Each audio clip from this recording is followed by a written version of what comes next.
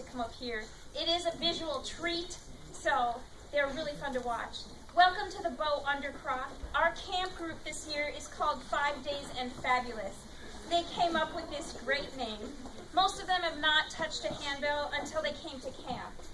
So the fact that they learned a completely new instrument and are performing for you right now is pretty amazing. It's interesting to know that the handbells that we use now kind of descended from tower bells in England. Around the 1500s, tower bell ringing became established in England. A set of 5 to 12 bells were hung in towers, and they were rung in a numerical sequence. They weren't rung like songs or pieces of music. They were rung in these, I've seen demonstrations of it, very complicated mathematical sequences. And it was called change ringing. Change ringing, it was like an Olympic event, okay? Each bell weighed many tons, and the clappers were pulled by a rope. It was very physical, and one event of that could last 3 hours. This much ringing of the tower bells was disturbing to the surrounding villagers. So small bells were developed so that the ringers could practice indoors, often in pubs or in their homes, out of the cold bell towers, and so they wouldn't disturb the neighbors. Handbells came over to the U.S. in the middle of the 1800s and began being used in churches and schools and performing groups. At St. Olaf, we have 3 handbell choirs. The first piece these guys are going to play is For the Beauty of the Earth, arranged by Sandra Tucker.